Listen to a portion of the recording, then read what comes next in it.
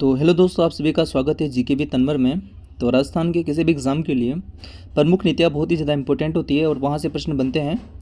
तो उसी के मैं 12 प्रश्न लेकर आया हूँ आप सभी के लिए, जिनमें से बहुत सारे कुछ प्रश्न पीएसआई एग्ज़ाम और अन्य एग्ज़ाम में भी पूछे जा चुके हैं। तो ये बहुत ही इंपॉर्टेंट वीडियो होने वाली है एग्ज़ाम के हिसाब से। आप एक बार प्रश्नों को देखिए, ठीक है। जो अभी वर्तमान पैटर्न के प्रश्न हैं उसी टाइप के प्रश्न लेकर आया हूँ और जो आए हुए हैं वो भी लेकर आया हूँ। तो पहला प्रश्न है, राजस्थान निर्यात प्रोत्साहन नीति 2024 के संबंध में निम्नलिखित कथनों पर विचार कीजिए। पहला है, तकनीकी अपग्रेडेशन हेतु अधिकतम अनुदान 50 लाख रुपए से बढ़ाकर 1 करोड़ रुपए किया गया है।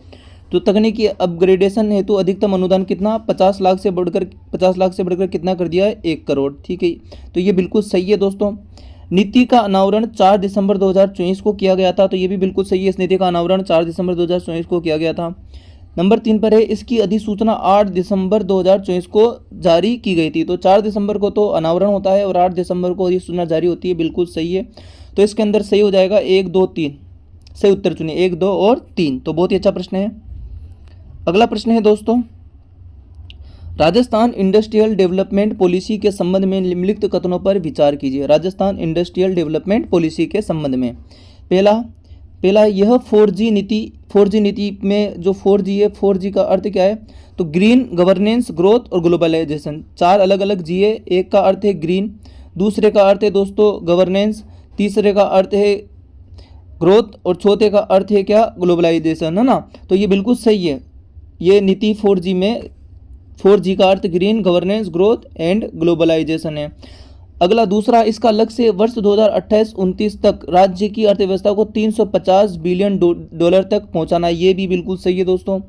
नंबर 3 पर है, इस नीति के तहत अक्षय ऊर्जा एवं सर्कुलर इकोनॉमी को बढ़ावा दिया जाएगा। ये भी बिल्कुल सही है। इस नीति के तहत अक्षय ऊर्जा को तथा सर्कुलर इकोनॉमी को बढ़ावा दिया जाएगा। तो इसका उत्तर हो जाएगा 1, 2 और 3। बहुत ही शानदार प्रश्न है दोस्तों। तो प्रश्न नंबर 3 है, जनवरी 2026 में घोषित एरो स्पेस डिफेंस पॉलिसी के संदर्भ में निम्नलिखित कथनों पर विचार करें तथा सही विकल्प चयन करें। तो ए है, इस नीति के अंतर्गत विनिर्माण परियोजनाओं को न्यूनतम 50 करोड़ से 300 करोड़ रुपए तक अचल पूंजी निवेश करने पर लार्ज। तो लार्ज के अंदर कितना है आप लोगों के, 50 करोड़ से कितना, 300 करोड़। 50 करोड़ से 300 करोड़, ठीक है।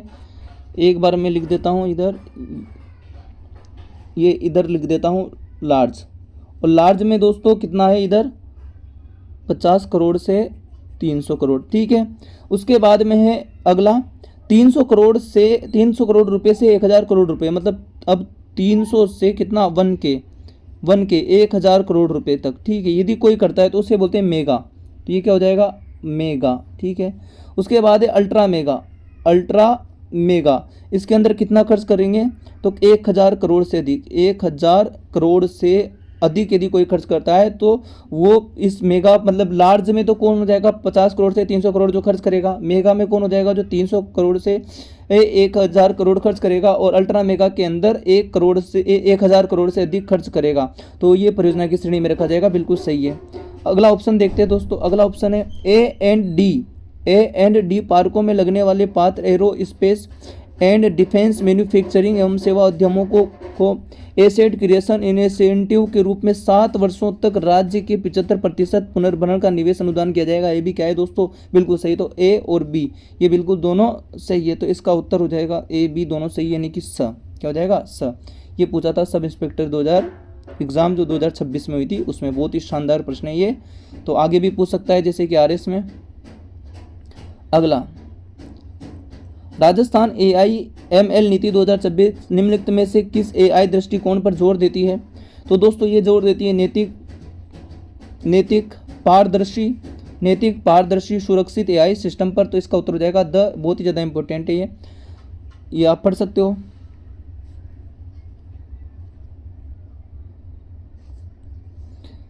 किसी भी आधुनिक और जिम्मेदार सरकार AI नीति का मुख्य फोकस उसके सुरक्षित उपयोग पर होता है। राजस्थान की AIML नीति 2026 विशेष रूप से डेटा गोपनीयता को बनाए रखने, पूर्वाग्रहों को दूर करने और नैतिक यानी एथिकल, पारदर्शी, ट्रांसपेरेंट तथा सुरक्षित सिक्योर AI प्रणाली को तैनाती सुनिश्चित करने पर जोर देती है। तो मतलब नैतिक, पारदर्शी और सुरक्षित AI, ये सही हो जाएगा उत्तर इसका। अगला है दोस्तों प्रश्न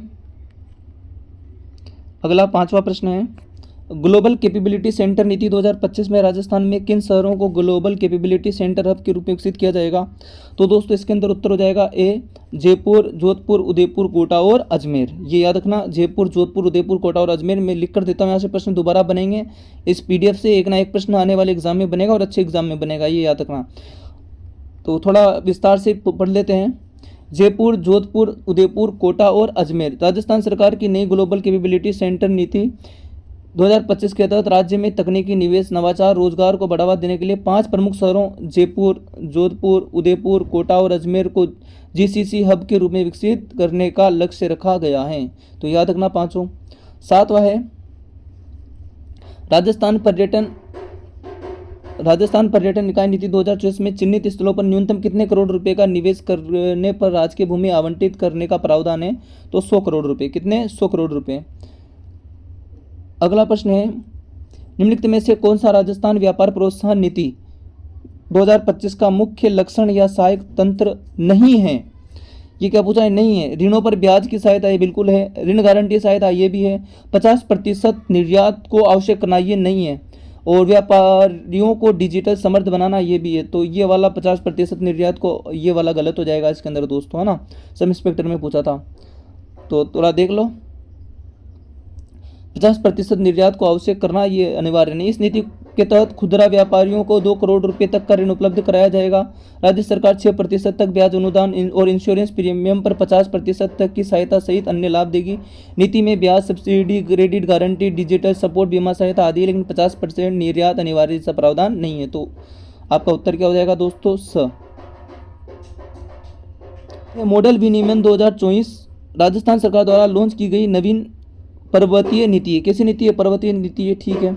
राजस्थान सरकार की यह नवीन पर्वतीय नीति भूखंड के रूप में पहाड़ियों के उपयोग को अनुवीक्षण यानी जांच करने को लक्षित है। तो बिल्कुल दोनों ही सही है।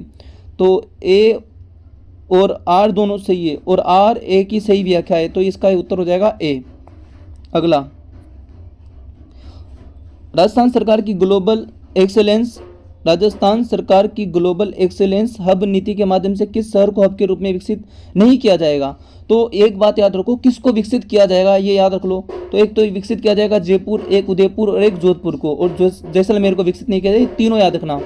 ग्लोबल एक्सेलेंस हब नीति के तहत किस शहर को विकसित किया जाएगा? जयपुर को, उदयपुर को और जोधपुर को। और इसके अलावा कोई भी आए वो गलत होगा। इन तीन का नाम याद रखना, जयपुर, उदयपुर और जोधपुर। अगला प्रश्न है दोस्तों, निम्नलिखित कथनों पर विचार कीजिए। राजस्थान औद्योगिक पार्क प्रोत्साहन नीति 2026 का लॉन्च 18 मार्च 2026 को किया गया। बिल्कुल सही बात है दोस्तों, बिल्कुल किया गया है। उसके बाद इस नीति के तहत विश्व स्तरीय औद्योगिक पार्कों का विकास और लॉजिस्टिक सुविधाओं को प्रोत्साहन दिया जाएगा। तो ये भी सही है दोस्तों इसका उत्तर।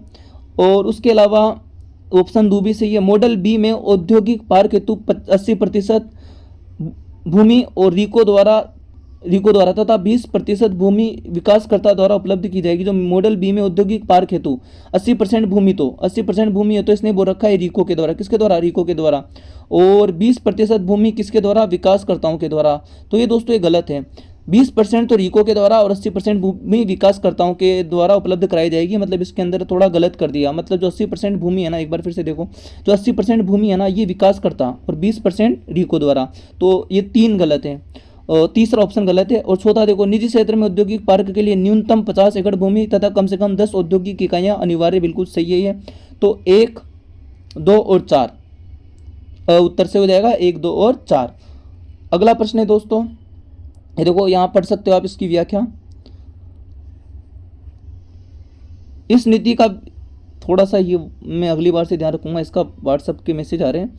इस नीति के तहत विश्व स्तरीय औद्योगिक पार्कों का विकास, भूमि जल ऊर्जा संसाधनों का वैज्ञानिक एवं सतत उपयोग तथा लॉजिस्टिक सुविधाएं भी प्रोत्साहित किया जाएगा।